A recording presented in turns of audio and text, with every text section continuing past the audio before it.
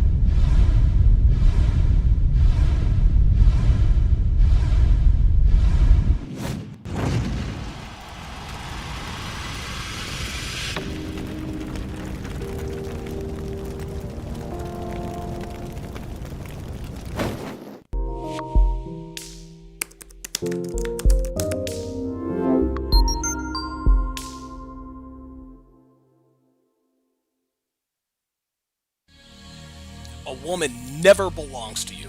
It's just your turn. You lost your edge, she lost attraction for you. That's how it works. What'd you think she was gonna do? Tell you she cheated? Men cannot afford to get complacent in relationships. Get your fat ass off the couch, start lifting weights, and learn game. You're welcome. And now your man, Donovan Sharpe. What's up, guys? It's your man, Donovan Sharpe, and welcome to the 980th edition of TSR Live, your daily dose of toxic masculinity, misogyny, and small dick energy. It is Tuesday, June 27th of 2023. It is good to have you in today. As always, we are multi-streaming, rather megacasting. We are all over the internet. We are streaming live to Rumble, Facebook, Twitter, Twitch, YouTube, MGTOW.tv, and of course in crystal clear high-resolution 4K to SharpStream, which is absolutely free on the mobile app as well as sharpstream.com. So however you are watching, wherever you're watching from, thank you for making the Sharp Reality Live a part of your daily routine. We've got 95 of you in here watching. I would appreciate it if you guys could get me as close to 50% engagement as possible. So if we could get to 50 likes, that would be much appreciated. That would be much appreciated. On the Rumble side, let's see. What do we got going on the Rumble side here? Well, I just had the Rumble side up. Hang on.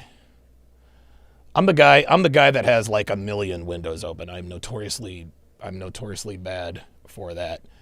Okay, there we are. We're live on Rumble. We've got 34 watching. Let's try to get me to 17 likes over on Rumble. I would greatly appreciate that.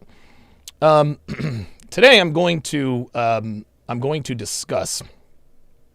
talk about, break down, react to a Reddit post. And a lot of people in this community say, hey, look, the best ways to get red pill as far as a profession is be an Uber driver, be a Lyft driver, taxi driver, be a work as a cook, work as a line cook. That'll red pill you. I'm sure that there are a couple of other professions, being in the service industry, the hotels, et cetera, et cetera. I would argue that Reddit posts should be a part of that.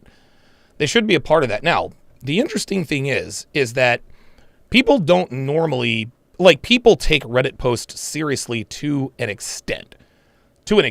But because it's on the internet, people don't necessarily, they don't give as much credence to it as one might think, right? And the reason why that's confusing is because we live, like this generation, for example, this generation gives more credence to what they see online than what they see with their own eyes. With their own eyes, right? So if somebody like for example, if you're riding around Miami in a Lambo, right?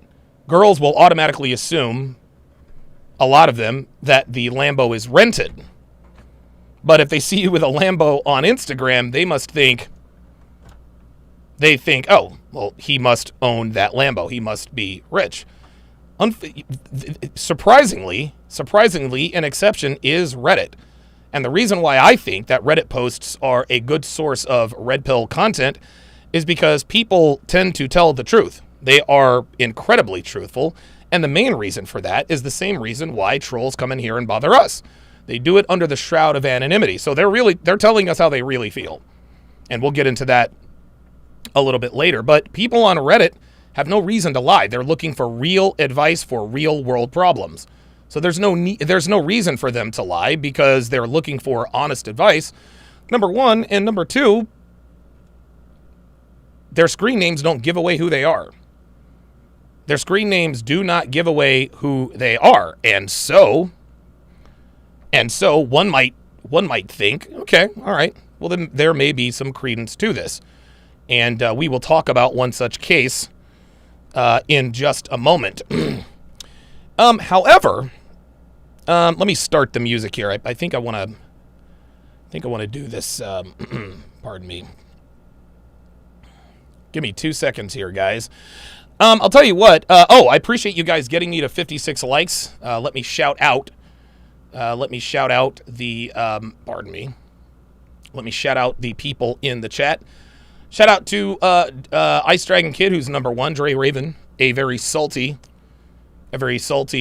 number 2. Don't sweat it. Just understand that second place is the first loser, right? That's generally how that goes. Arturo, third to break the tape.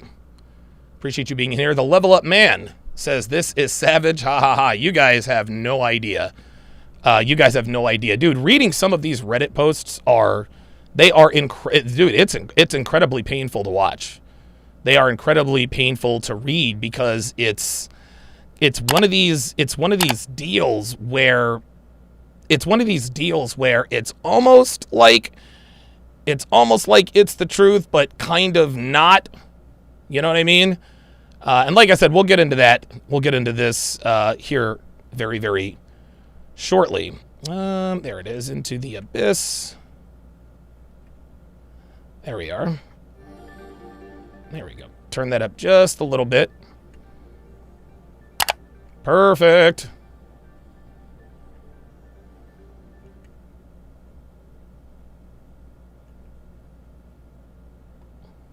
Okay, that's shot number 6. Shout out to my guys on the Rumble side. I appreciate you being in here as well. Let's see. I should have had all of this done, but, you know, we do it live. We do it live. There we go.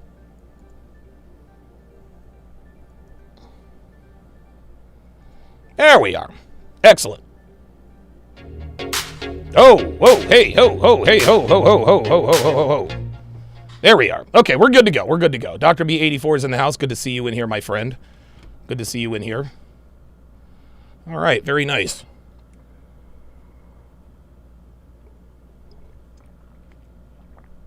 Like I said, this Reddit post, guys, it is going to absolutely, and you'll start to see it.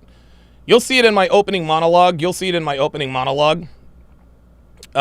But I'm telling you, man, this is really, really, really, really bad. This is really, really bad. Okay, enough of long stroking you, TLA style. We're gonna get into the opening monologue here. Now, like I said, we are going to get to the Reddit post. But before I get into that, guys, I'd like to address, to a degree, at least, you know, all of the rumors swirling around about me, my personal life, you know, things that I've done, things that I've said, you know, things I haven't, and, you know, really will. What I'm going to do, guys, is I'm going to more or less try to pull back the curtain on the motivations of certain individuals, and I will start with an analogy. Imagine, if you will, that someone you deeply care about, someone you deeply love, your best friend, your son, your daughter, mom, dad, cousin, someone in your life that you love and care for deeply, let's just say that they need a transplant ASAP. As in, they need a liver or a heart, a kidney, some sort of vital organ transplant stat.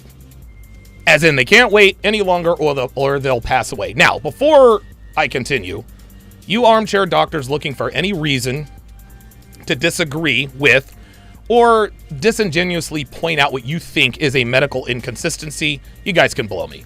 I'm not a medical professional. I'm just using an example to make a point. That doesn't mean I have to be 254% factually accurate. You guys know what I'm getting at here.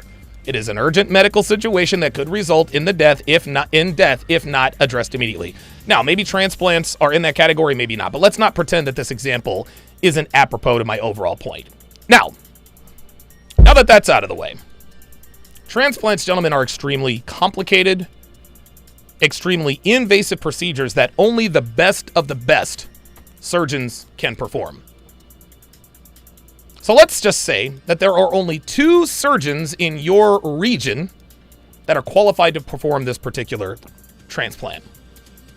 Let's also say that one surgeon has a decent record of successful transplants and the other has a sterling reputation. As in, better than 98% of his transplant surgeries are successful, and the patients go on to live long, healthy lives, barring any unforeseen circumstances. You know, getting hit by a bus, you know, catching COVID for the 14th time. I may or may not be talking about myself. Now, any reasonable person, any reasonable, fair-minded individual would pick the surgeon with the better reviews, the better reputation, and the better success record. Right? I think we can all agree on that. But let's just say that the day of the transplant, you happen to come across a YouTube video about the superior surgeon's personal life. Let's say that the video shows that he was arrested for domestic battery a few times, along with pictures of his battered wife's bruises. Let's just say that in the police report, he was arrested for beating his wife, and the pictures corroborate that accusation. Let's just say also that the video shows proof that he cheats on his wife with escorts, is known around town as a terrible tipper, that he treats people in the service industry like garbage. Let's also say that he hates kittens and puppies and has an overdue library book from like back in 1997 that he hasn't returned yet, with late fees reaching into the tens of dollars. I mean, just an overall reprehensible human being, just a bad guy. Now, on the other side, let's also say that the less qualified surgeon was the picture of morality and a pillar in the community. He volunteers at the soup kitchen. He holds charity events. He donates to good causes. He's got a beautiful wife at home, beautiful family whom he loves and adores, treats his wife like absolute gold, doesn't disrespect her, treats his children even better, right? Let's just say that he's also a great tipper. Let's just say that he treats people in the service industry with the utmost respect. Let's also say that he absolutely adores kittens and puppies and regularly donates to animal shelters and, for good measure, hasn't had an overdue library book since he was a 5th grader. Shout out to Mrs. Appleby. Let's just say that, so in other words, let's just say that surgeon number 1, the better surgeon, is an asshole, and surgeon number 2, a good but not great surgeon, is a law-abiding, upstanding citizen who is universally loved by all. Anyone who says, well, I picked the surgeon who has the better character, is being intellectually dishonest at best, and dangerous to their loved ones at worst. You know good and goddamned well that you would take the superior surgeon 11 times out of 10, and anyone who says otherwise is a fucking liar. The point is, gentlemen, is that we are all morally flexible if the situation calls for it. This doesn't mean we ignore the difference between right and wrong. Actions have consequences, as we all well and know. But to pretend that you make critical decisions based on the moral dilemma of any given situation is exactly what losers do. I remember, now that I'm thinking about it, I remember when Tiger Woods got into all that hot water, that scandal, when it was made public that he was smashing escorts and call girls. If I'm not mistaken, I think this all happened around Thanksgiving of 2009. As a matter of fact, you know what? I remember this distinctly because this was the fall and winter that I was living in this quasi crack house with a couple on felony probation for possession with intent to distribute, while also trying to salvage my joke of a relationship with Amy. Right? Everyone came out of the woodworks to crucify Tiger Woods. I can't believe he did this to his wife. How could he? He's a reprehensible human being, and on and on and on. But the reason everyone came after him is because he was the greatest golfer the world had seen since the great Jack Nicklaus. At this point, at the time of the scandal, Tiger had won 14 majors, just 4 back of the record held by Jack Nicklaus. And at 34 years old, gentlemen, he was poised not only to break, but to shatter the record, because at this point, he had at least 64 more tries. This is 4 majors a year for the next 16 years. He's 34, joins the senior tour at 50, give or take. Now, had this been Mike Woods or John Woods, we wouldn't have cared. But because he was Tiger Woods, the world clutched its pearls in complete shock at the audacity of a 34-year-old multimillionaire who was, at the time, the world's most famous athlete. How dare he step out on his wife? How dare he, we said. We all acted like Tiger Woods was the world's worst human for doing what he did. But here's an interesting thing that I kind of figured out. You want to know who didn't criticize him? Other pro golfers. Professional athletes, celebrities, recording artists, and so forth. You see, gentlemen, it is very easy to stare down your nose at someone who has done wrong and use that as a referendum on his overall character when you yourself have never been in that situation before and likely never will be. But I am willing to bet an amount of money that matters to me that if you were 34 years old with a net worth of $750 million with a B dollars, were the face of professional golf, who had women throwing themselves at you everywhere you went, and had to deal with the pressure of being the world's #1 golfer for over a decade, that the minute beautiful Rachel Yucatel approached you at the Australian Open, you would not have said, Rachel, look, I'm happily married to a beautiful woman, so let's just be friends, okay? One pattern I've noticed with people I've noticed throughout my life is that successful people are very, very rarely critical of other successful people. And here's what I mean by that. Pay attention. When one successful person goes after another successful person, it is usually for the benefit of both people. So, for example, in the fight game, like boxing or MMA, right? You've got two undefeated champions talking trash to one another, right? Your mama's a whore, you know, I smashed your girlfriend, you can't fight, you suck, and so on and so forth. Right? Like we hear, like we see that all the time. They do this to, you know, drum up more buzz, drum up more drama for the fight. You see it all the time at weigh-ins and press conferences. Right? The guys they get in each other's faces, their nose to nose, they insult each other, they push each other, all the rest of that. But after the fight, the vast majority, like 99.9% of fighters, Khabib Nurmagomedov and Conor McGregor notwithstanding, the majority of these fighters embrace each other because of the mutual respect they have for one another. Right? And as a side note, while I'm thinking about it, shout out to Red Pill Kings. What's going on, brother? For those of you who have never been in a fight with another man, nothing bonds men the quickest than a physical confrontation. A lot of guys I've thrown hands with, we either became good, semi-good friends, or at the very least, civil acquaintances. Anyway, successful people are rarely critical of each other if there isn't a mutual benefit. Yes, some successful people attack other successful people out of nowhere, but those instances are few and far between. But by and large, successful people don't attack other successful people unprovoked. On the other side of that coin, unsuccessful people who are critical of successful people are clueless. These are the kinds of people who have never had the opportunity to make any real money. Right? These are people who have never really stepped out there and tried to hang their own shingle or start their own business. These are the people who simply lack the courage or the skill to do what's necessary to live an exceptional life. Now, believe it or not, I think this is a good thing. The world needs ditch diggers, gentlemen. The world needs burger flippers. Let's just keep it real. The world needs people to do the grunt work that doesn't require much qualification to perform. Because if everybody is successful, then nobody is. Success is not meant for everybody, gentlemen, no matter what the internet tells you. Yes, I tell you guys all the time that anybody could do what I'm doing because you're a man. But just because anyone could doesn't mean anyone would. And these are your average Joes of the world, which again, the world absolutely needs. But when average Joes start pretending to care about any given influencer's moral character, that's where the envy and the jealousy and the hate comes into play. These guys actually think it is easy to be a successful content creator. One guy actually called my show, or one guy actually said in my comments, he said, getting 1 million subs is easy. What? That idiot has no idea what he's talking about.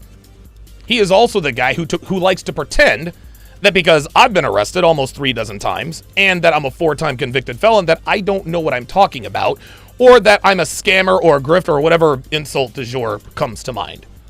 Yes, gentlemen, I have done some pretty reprehensible things in my life, and yes, I've paid my debt to society many times over. Now, while I'm not proud of the things I've done, I'm certainly not ashamed of them either.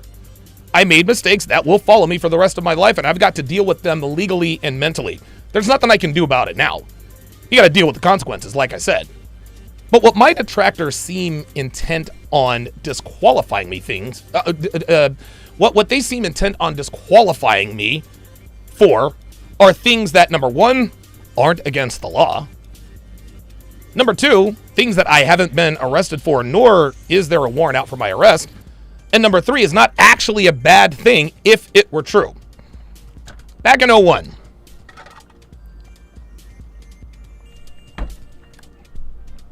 I was arrested for identity theft. I've told this story before, way back in the episode 200. A former roommate of mine by the name of Aaron Jones. Aaron Jones. He's a white kid with blonde hair. lied to the Cary Police Department and said that I stole his identity to get cable turned on in his name, unbeknownst to him. He told the cops that we were never roommates and that I somehow obtained his social security number. The cops took him at his word, didn't do any investigation, and issued a warrant for my arrest in Wake County, North Carolina. You guys can look all this up. It's all public record. But here's what actually happened. Myself, our friend Jeff, and Aaron were roommates. We all worked for the same company and decided to live together to save money. All three of our names were on that lease. But Jeff got transferred and Aaron had stopped paying rent. So I went to the complex and I told him, look, our buddy Jeff got transferred to another store. He lives in Charlotte now. My other roommate he tells me he's broke all the time, but he's got a new pair of Jordans every other week. Like, can you hook me up? So thankfully, they did your boy solid. They allowed me to rent a 1-bedroom on my own. Well, years later, Aaron tried to finance a jet ski in Charlotte, and they didn't approve him.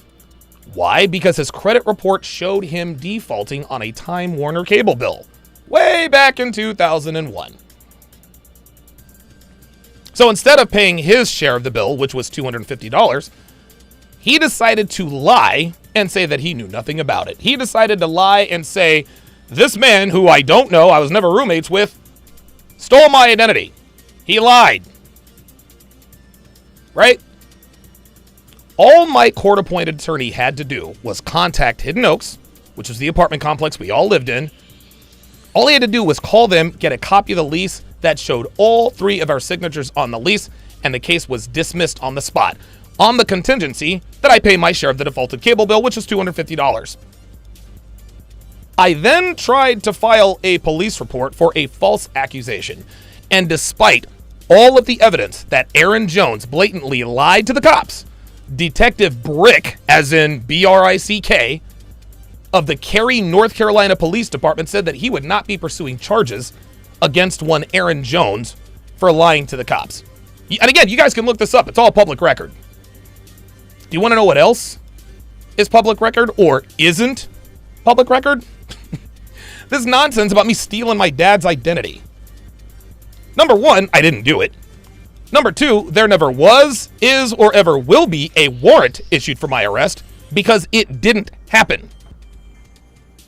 We got people out here talking shit about things they know absolutely nothing about.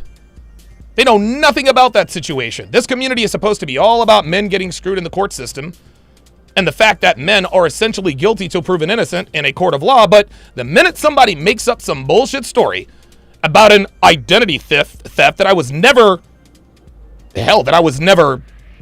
convicted of, charged for, arrested for, or even a warrant issued, now all of a sudden I'm guilty?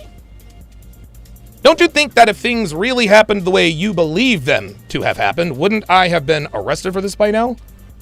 I mean, given my criminal history and the fact that I was no stranger to the handcuffs and local law enforcement being fully aware of this, they never came knocking on my door with a warrant? Then with this whole adoption thing. First it's the niece. Now it's the daughter based on paperwork somebody created. Now guys, we all know that there are more than enough people and software and resources out there that any document can be created and made to look authentic. Paperwork, gentlemen, can be made to say or show anything anybody wants. Have we forgotten that Photoshop exists? Have we forgotten that deep fakes exist? Have we forgotten that we have software that takes people's voices and makes them sound like they actually said things they didn't say? Namely Andrew Tate. We've got deep fakes of people putting the faces of celebrities and voices on celebrities, making them look like they're saying things they're not saying in places they're not really at. And we want to give credence to this paperwork, who by the way was submitted by Devin's ex. Oh yes, we're gonna get into that.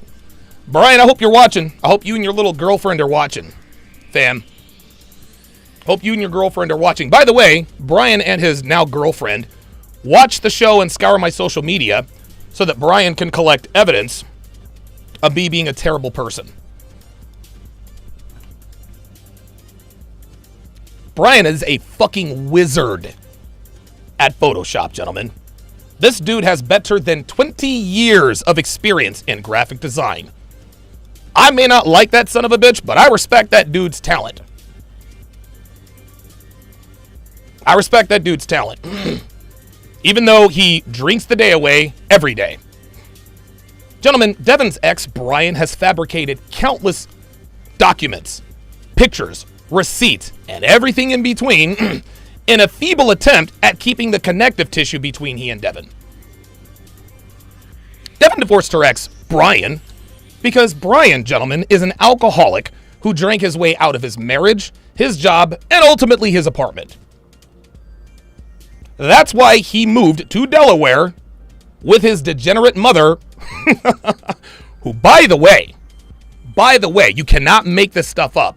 His mother, who, by the way, married his best friend when he was 18. Yes, you heard that correctly.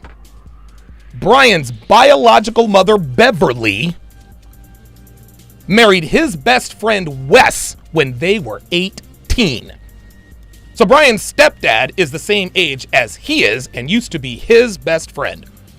Think about that for a second. Just think about that for a second. Imagine being 18 years old and your best friend who is your age marries your mother? Now, I'd like to think that I'm as mentally strong as the next guy. But if I'm being honest, I'd have crawled in a bottle too. Dude, my mom shagging my best friend? What?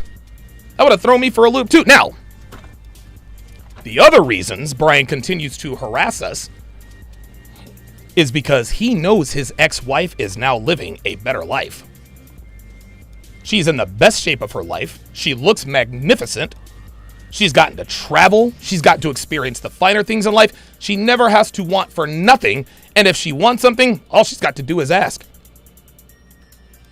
Now, all of these years since Devin and I got together, since 2016, Brian and his people have literally been stalking me on social media. He sees the progress Devin's made.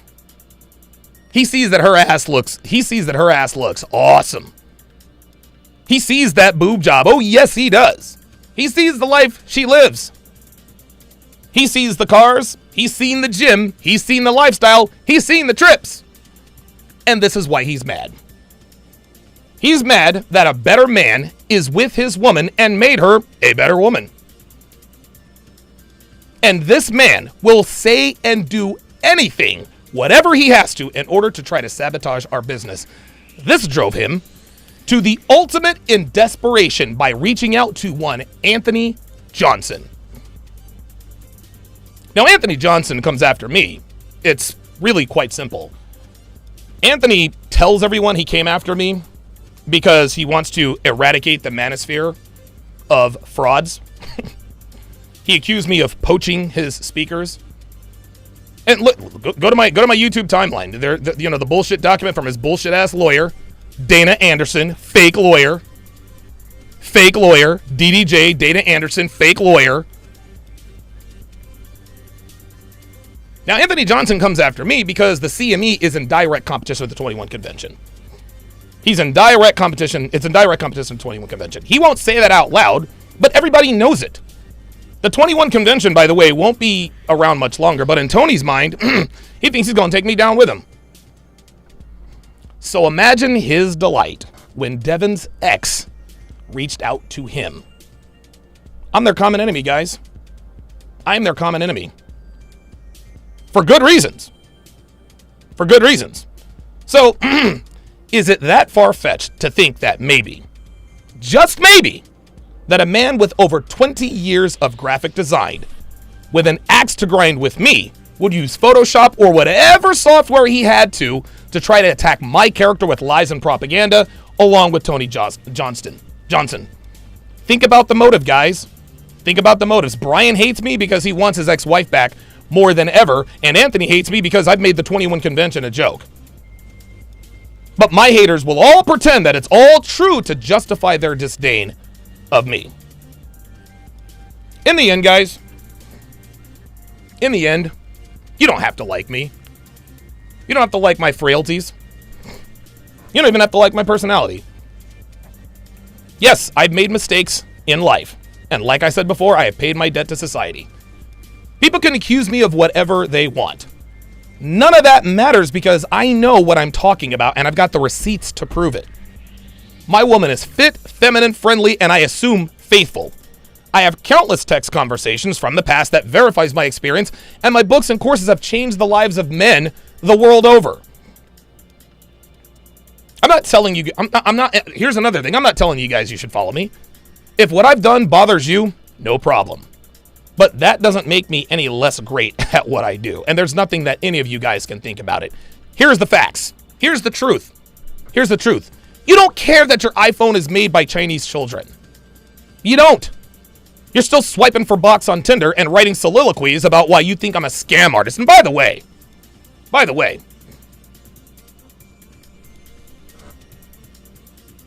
any hater who has the time to write a wall of text is a fucking loser. Period. Full stop. I don't care.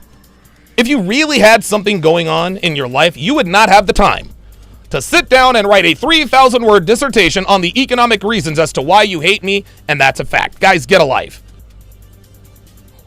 Here's another example. People don't care about Jordan Belfort's criminal record.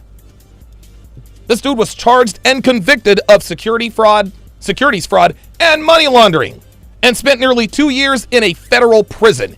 And this man still fills up auditoriums with people willing to pay upwards of $10,000 just to be in the same room with him. Do you think these people are thinking, well, he did go to prison, so maybe I shouldn't trust him? No. They know that he knows what he's talking about.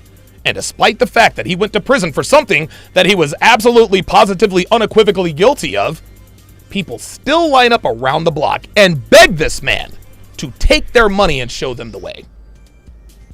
You couldn't care less about what your doctor's personal life is like, so long as he gets that transplant right. And you don't care about my criminal record or personal issues. You pretend to, but you don't. You want to know why I know you don't care? Because you losers exalt a blue-haired gamer who's choked out his wife multiple times, by his own admission, abandoned his kid to pursue a green card chasing slut, and endorses child pornography to be distributed to pedophiles as therapy for would-be offenders. Really? Him? I actually had a dude call into my show, Jared, and talk about what a failure I am, and actually compared me to Destiny. He said, he's got more money than you, and his wife is younger and hotter than you. This was a black man, mind you. This was a black man comparing me to a dude who routinely insults his fans and stole the girlfriend of who? One of his fans. And what you idiots haven't really figured out is that the YouTube algorithm is specifically set up to respond to moral outrage. Why do you think all the pearl clutchers and virtue signalers have the biggest channels? Abba and Preach, Destiny, they virtue signal aggressively and attack people in this community because it gets what? Clicks and views. And by the way, guys, there's nothing wrong with that. We live in a free country, man. Their freedom of speech is protected by the First Amendment. Hey, I'm good with that. If you see that something is working, don't stop on my account. If talking shit about us gets you paid, I ain't mad at you. I'm not. But you guys need to understand that people like this don't have any steadfast beliefs other than whatever the YouTube algorithm pushes and what Google AdSense pays them.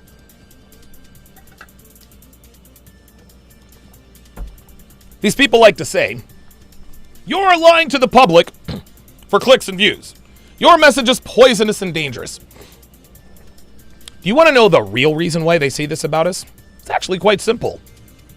You see, the more men that are on their purpose, increasing their value, starting side hustles, and giving modern women the finger, the less time men have to sit around and watch the blue-haired dork play video games while his friend dances with his wife right behind him who smashes other dudes on the side. The more men invest in themselves and strive to improve their station in life, the less time they have to sit around and watch a couple of mindless monkeys, and yes, I said fucking monkeys, because that's who the fuck you are, talk shit about the kinds of men they want to be. Guys, look, man. It is absolutely fine to tune into mindless entertainment every once in a while.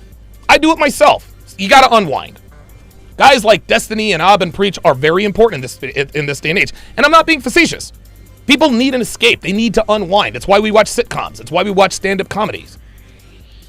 But when you're in the entertainment business and try to be the moral police, that is dangerous for men.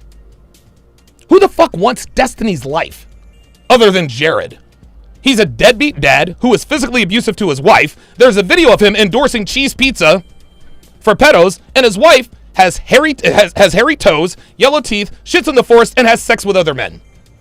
Yeah, he's winning. How about Ab and Preach? You want their lives? Huh? You want man tits and justify paying for box on the internet? Now, I suppose, if you wanted breasts or to get milk from your butthole, I guess I could understand the Abba envy. And does anybody really want Preach's life? The dude lied about being married to a whale. Why on earth would you do that? They insulted my wife? The joke's on you because I'm not even married to her. Nigga, you told us she was your wife. We had no reason to believe otherwise. Guys, trashing red pillars, that is the new in thing. Why do you think we have so many detractors? It's because there's money in it. The reason you jump on excuses to hate me is because your hate is rooted in envy. But you can't say that because then you just look like a hater for no reason. So you have to pretend to care that because I wrote a few bad checks, that because I put a few dudes in the hospital, or that you think I'm a stepdad, I am somehow not qualified to do what I do. You don't give a shit about the $88 check that I wrote to Cash and Carry when I lived in Florida 20 years ago. 20 years!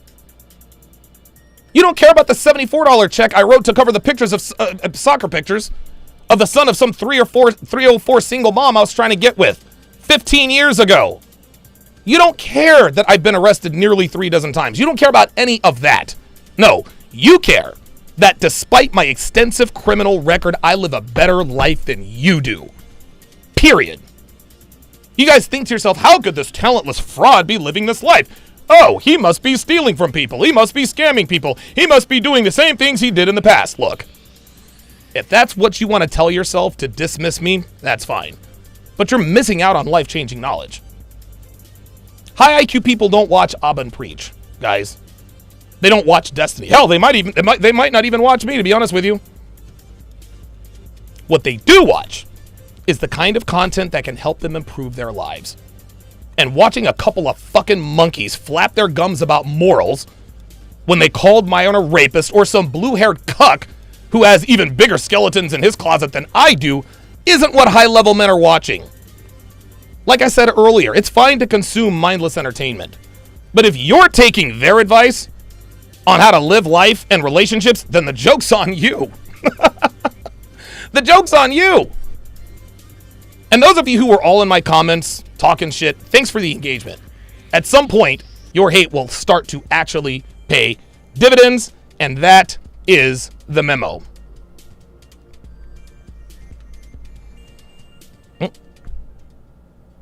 There we go. All right. Very, very, very, very, very, very good. All right, let's catch up on these super chats here. Lily Zero on the Rumble side says that Tony guy went running to Slaba and Beach. Yeah, dude, Tony is doing everything he can to try to take me out, dude. And he ain't done it yet. You wanna know why he hasn't done it yet? Because people who see value in my content, they know that doesn't matter.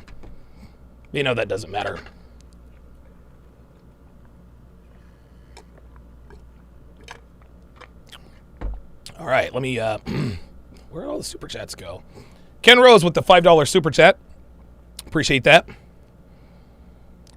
Mike Steele with the $5 super chat says, I would rather make $200K and be like Donovan than make $1 million and be like Destiny. Oh, shit. Real talk. Real talk, man. Technomage B5 with the $10 super chat says, you have enemies? Good. That means you've stood up for something sometime in your life, Winston Churchill.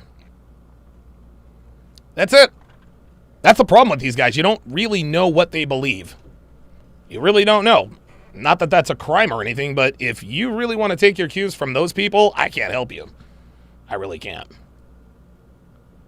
Man, my beard is getting so long. I'm eating it more than I'm wearing it these days. It is looking good, though. The beard is looking good. The hairline is looking crispy. So I'm good with that. All right, let's get to today's topic. So, this particular Reddit post, I actually got in my email. I actually got it in my email a while back. And it was posted, I want to say, maybe a week ago. And it says, I already forgave her cheating, but now I saw the details and can't cope with the way she had sex. You guys need to buckle up. You guys need to buckle the you-know-what up. There we go. It starts, I am really freaking out right now, and I hope you guys can help me. Okay. My girlfriend of 2.5 years has cheated, and I already forgave her. There's problem number one. Guys. Never, ever, ever go back to a cheater. Never go back to a cheater. If you're a man and your woman cheats on you, it's over. It's over. The only reason why she's trying to convince you that when a woman gets caught cheating and she begs you to stay with her, she really wants you to stay. She really does want you to stay. That doesn't mean she's not going to quit smashing the dude on the side. Right? She wants you to stay and be the beta bucks to her alpha fucks that she's fucking around with. I love you, blah, blah, blah. Yeah, she does love you, but not the way you want or need to be loved as a man. She loves you for giving her the ability to do whatever she wants and still live a secure life. That's why women cheat, gentlemen. That's why they cheat. A lot of people say, well, why not just leave if she cheats? Right? Why not just leave it? Yes, that's what you're supposed to do. If she cheats on you and you take her back, she has zero respect for you. Amy did the same thing to me. I found out she cheated on me, broke up with her for about 12 hours, took her back. Things went from bad to worse. So his first mistake is that he already forgave her. He continues. Now I learned that the sex was much worse than I expected, and I don't know how to handle this. It happened about 2 months ago, he says. My girlfriend was at a party at the shared apartment with some of her friends. Nothing special. I wasn't in town as I had to work in a different city. Oh boy. Houston, we have a problem. We have a serious fucking problem. What is your girlfriend doing at a party? Well, Donovan, what's wrong? You don't trust her at a party? No, I don't. But because we know that we can't control women, I tell guys, you can't control women. You're not her father. You cannot tell her what you can or cannot do. However, your boundaries and expectations, as well as your response to things, can influence her behavior. Now, it might not influence her in the way that you want it to influence her, and if that's the case, then guess what? She didn't like you that much anyway.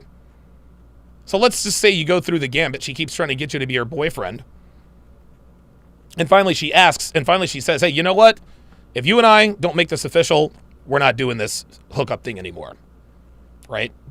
Let's say you go through the whole song and dance like I tell you guys to do in relationship foundation fundamentals. Let's say you do, hey, it's hard to be with a guy like me. Why? Do you want to know? Yeah. Okay. Unlock your phone and hand it to me right now. Let's just say that she passes that test. She says, okay, can you be my boyfriend now? And you say, well, that's a start. What do you mean that's a start? You're going to say, well, it takes a lot more to be in a relationship with me. She's going to say, like what? That's when you drop on her. Look, I can't tell you. I'm not going to tell you what you can or cannot do, but I will say this. I do not commit to women who go to bars. I don't commit to women who go to clubs. I don't commit to women who go to house parties. I don't commit to women who travel alone.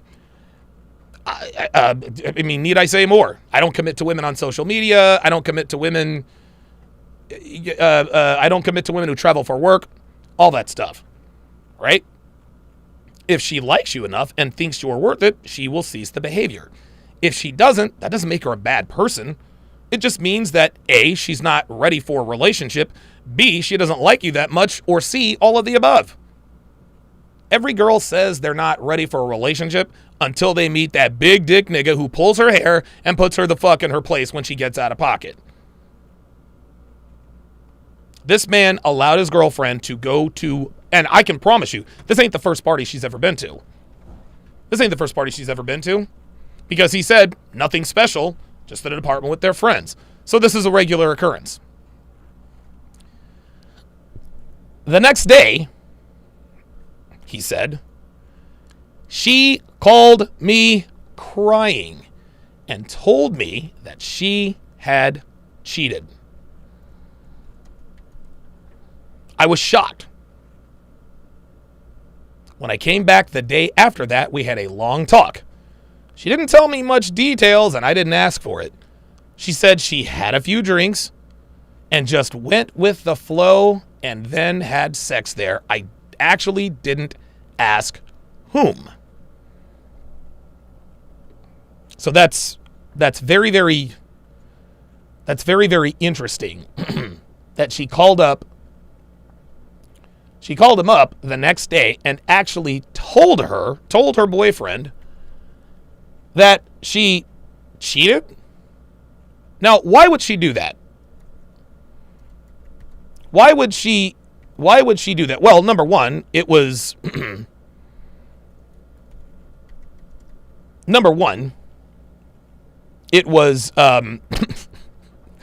she was there with people that he knew as well. So she knew eventually it would get back to him, right?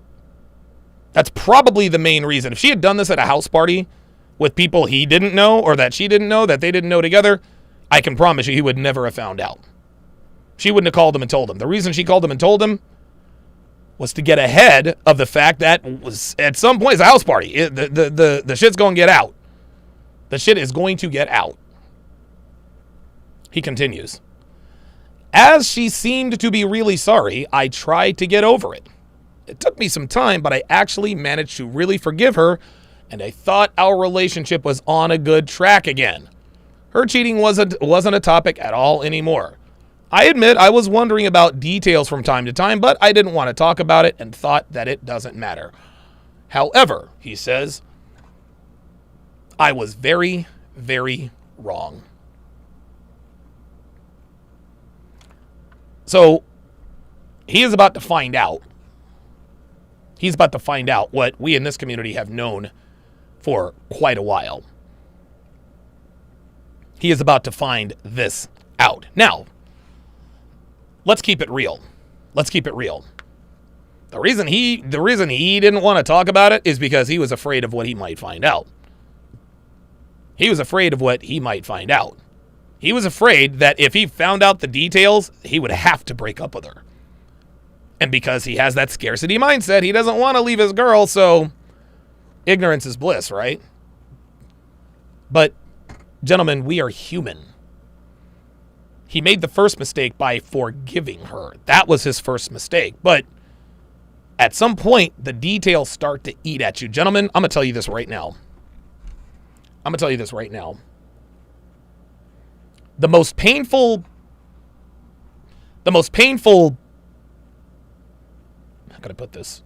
The most painful thing that a man can ever experience is finding out that his woman cheated on him. That is, guys, like, I would rather get the shit beat out of me than find that shit out. A very close second is not knowing. All the evidence is there. The late phone calls, her covering up her phone, her being out late at night. You just don't have an admission or a smoking gun. Right? So, I understand. I understand that he didn't really want the details. He didn't want to find out what the details were. Eventually, he would have to. Yesterday, he continues,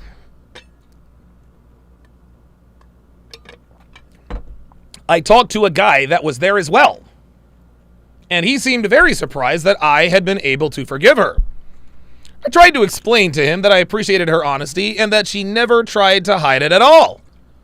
I wasn't able to understand his confusion until I was finally brave enough to ask about the details. You see, he's brave enough to ask about the details. We can call him weak. We can call him whatever we want, guys. I feel this dude's pain. I feel this dude's pain. Like, the shit is eating at him. But now somebody from the outside is like, damn, like, you took her back?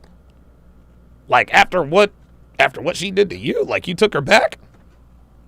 That would prompt anyone to say, well, why wouldn't I take her back? I almost blacked out when he told me. To cut a long story short, it wasn't just normal sex with one guy. She apparently slept with at least 3 of them and did things she'd never do with me. I still have no words for it.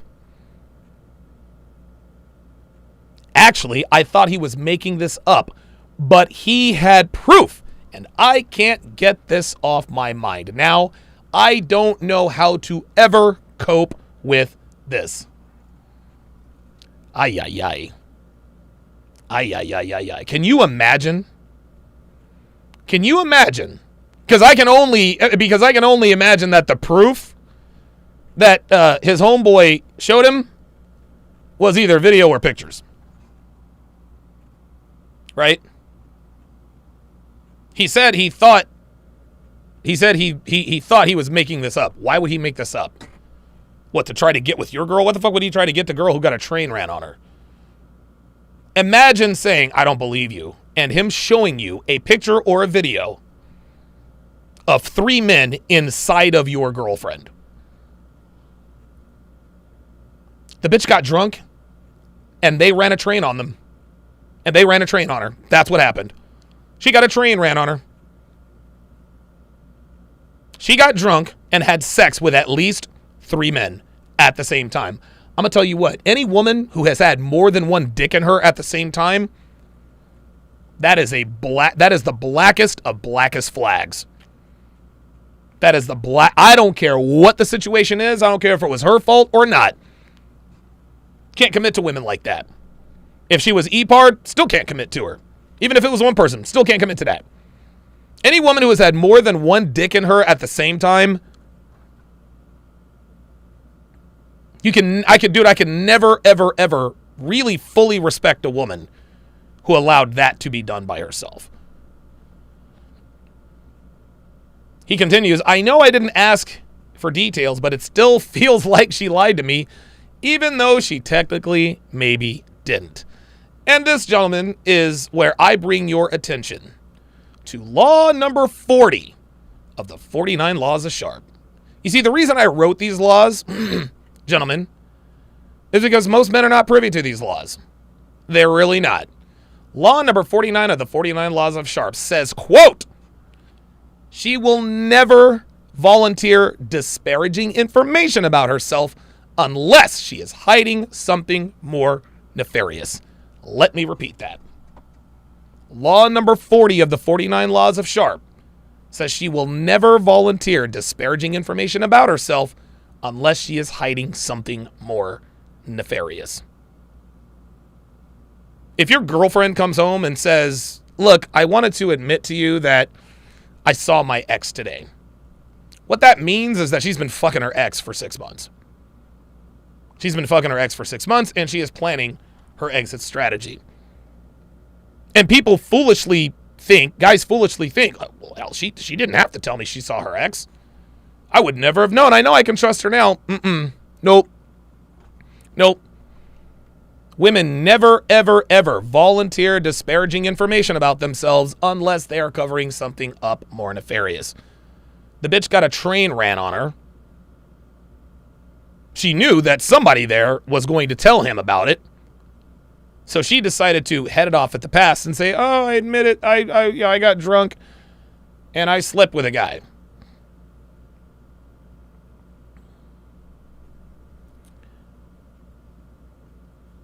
He continues, I hate that I went through a lot of mental trouble to keep this relationship alive and now have to learn this. I am completely freaking out now.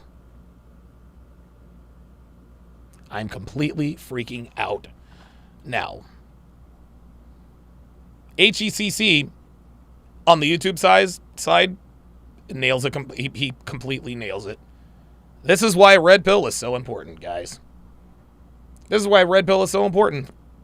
I can guarantee he's been in conversations that he's been privy to. Well, if you trust her, then you'll let her go to the bar or the club. Oh, you don't want her to go to a house party with you out of town? You're insecure. Think he's going to be insecure now? You think he's going to date a girl that goes to house parties while he's out of town?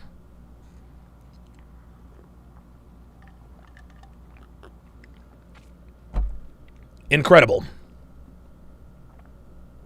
278 people watching now. We're back after this. The third annual Conference of Masculine Excellence has just been confirmed. And for the second consecutive year, it will be held at a world-class venue in beautiful Miami, Florida. The posh surroundings and all of the amenities you can imagine will make this event an experience of a lifetime.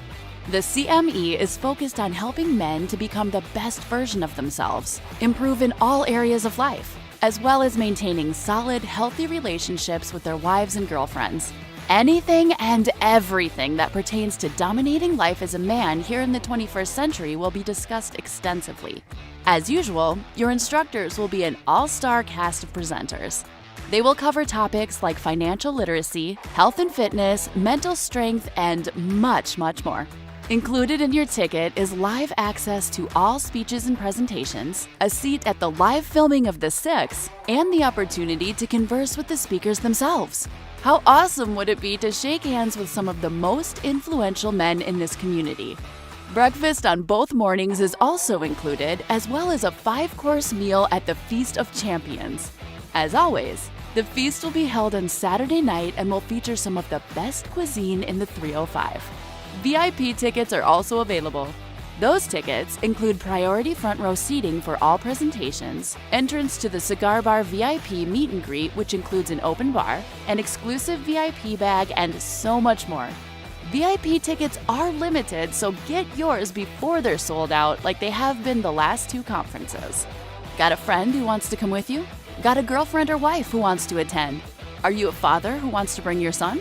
Are you a son who wants to bring your father? Take advantage of the +1 discount that gives you a whopping 55% off for your +1. Not applicable for VIP tickets, and your +1 must be 21 or older. Plus, as an added bonus, attendees who purchase their tickets before March 21st will get Donovan's revolutionary signature course, Womanese. That's right, guys. Every attendee who purchases their ticket within the next 2 weeks gets all 5 complete volumes of Womanese absolutely free. This course contains over 600 female translations. In addition to all of those translations, Womanese contains countless hours of explanation to make sure this invaluable knowledge will stick. This treasure trove of information and wisdom is a $700 value, but you will get it absolutely free if you Annual Conference of Masculine Excellence is now the undisputed official live event of the Manosphere. As always, the CME will be free of the backstabbing, infighting, and toxic leadership that has plagued other events. Donovan takes this event and the safety of his instructors and attendees very seriously. He simply will not embarrass himself or his community by engaging in the kind of behaviors that have made that other convention all but irrelevant. So if you've ever been on the fence about attending a men's conference, now is the time. If you allow yourself to be in the presence of true greatness and masculinity, you will come out the other side a better man with knowledge you will carry with you for the rest of your life. You owe it to yourself to take advantage of this incredible opportunity to increase your value and change your life forever. So join us in Miami, Florida, to join a tight-knit community of like-minded men who are focused on self-improvement and having great relationships with their women. Space is limited, so go to masculineexcellence.com to get your tickets now.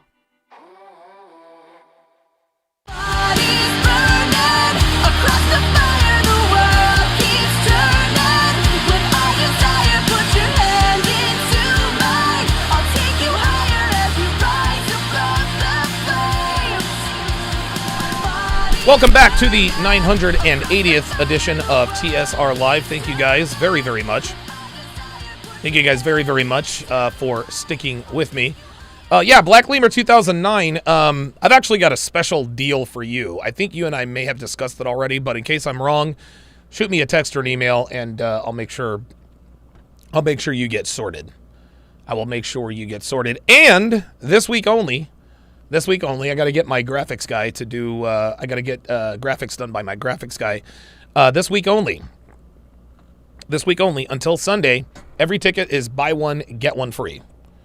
Buy one, get one free. Buy one, get one free. So whether you buy a VIP ticket or you buy a standard ticket, you will be awarded a +1. You'll be awarded a +1. So every ticket sold this week will be good for two people. So you can maybe surprise a friend with it, maybe split it with your buddy, whatever the case may be. 2 for 1 today, or 2 for 1 this week only. I'm trying to get rid of the rest of our tickets, and hopefully this special will get that out of the way. Yesterday, I told you guys that I would be reacting to The Bachelorette, but that was before I saw that The Bachelorette started at 9. Like, I was ready to make a little bit of a sacrifice and go from 8 to 10. But dude, I'm 45 going on 46 years old, man. I'm not trying to stay up until 11 o'clock on a weekday. Summertime or not. Like, I got shit to do. I got weights to lift. I got spin classes to go to. So, I don't know, man. I like to do those live, but dude, 9 to 11, that's just too fucking late. That's just way too goddamn late. I'm not doing that. Corey Treverson says, any woman that will accuse you of being insecure is exactly the type of woman who will pull this BS. That's exactly right. T. Law says, how's everything, Mr. Sharpe? Hope all is well. Yep. Things are going very, very well. Cigar Man says they have to do a shot on a yacht Miami Vice style. Guys, I have all sorts of yacht footage from the yacht party. I'm gonna have my guy cut it up and put it on Sharpstream as well as Patreon. By the way, the $5 and $8 tiers, the $5 and $8 tiers are back on Patreon. So make sure if you're missing out, you got to make sure that gets taken care of. Let's see. Let me read these comments. Some guy says they were going to church the whole time. I don't know what that means. R. Hydrus says RIP other convention. Yeah, this dude is charging $2,500 for a standard ticket. This dude is charging $500 for a virtual ticket. $500 for a virtual ticket. Unbelievable. Virtual tickets $500. Standard tickets $2,500. Super VIP was lowered from $4,000 to $3,500, or from $4,000 to $3,000. Dude, who the fuck wants to pay $3,000 to go watch guys complain? Come on, man. Come on. Tony Johnson is a glorified troll. That's it. He's a troll. That's all he is. Yes, Open Up says all aboard the 304 Express. Liberty Bell Lock says choo choo. What I'm going to do now is I'm going to be starting my Married at First Sight, or continuing rather, my Married at First Sight breakdown. This is Married at First Sight season 13. We're about a third of the way We're about a third of the way through the season, and so far, it's been really, really good. It's been really, really good. James Wingate with the $10 super chat says, I've used the 49 laws of Sharpe to break down BS faster. Had women tell stories. I roll my eyes and make noise. She asks, do I not believe her? I say, hell no. Then take her story apart. She was mad. That's how it was. That's how it was. Some guy says, I was talking about my ex-wife cheating on her husband. She met at church with me for years. Right. Exactly. That's how they do. That's how they do it. Excellent. So if you want to, let me go ahead and get the Rumble link for you guys. Now, if you want to watch, go to the Rumble link. I'm going to put it in the chat here quickly. Or go to rumble.com/Donovan Sharpe, I think. Let's see here. The hell did that Rumble link go? Nope. Well, I just added up. Oh, there it is. There we go.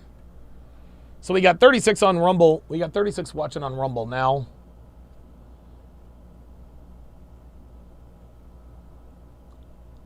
There it is. Share.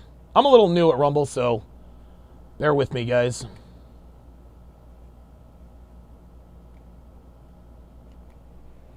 Okay.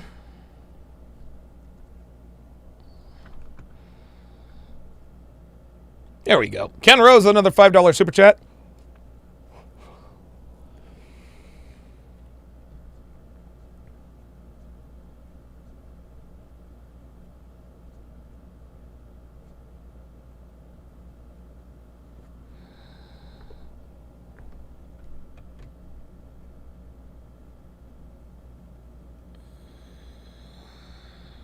Okay.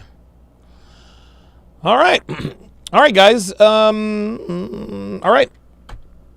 Very good. That is going to do it for this, the 980th edition of TSR Live. Thank you guys for your support and super chats. Come over to Rumble. The link is in the chat. Have a great day, guys. We'll see you in a bit.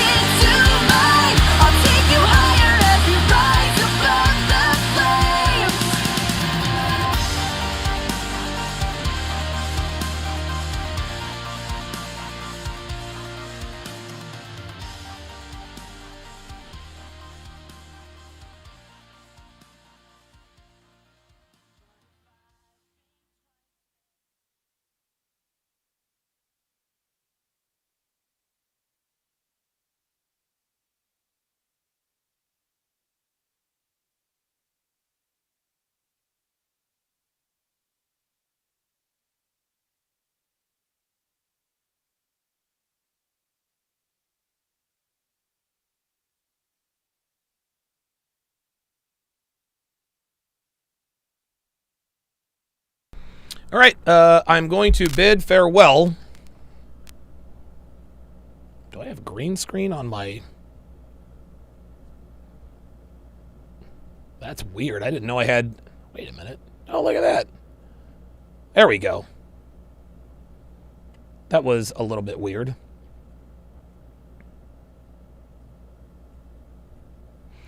All right, guys. I am now going to say goodbye to all of our audiences, with the exception of Rumble and Sharpstream. And I am really losing my voice here, man. Whoa. My tabs are playing games with me here, y'all. There it is. Jesus. All right.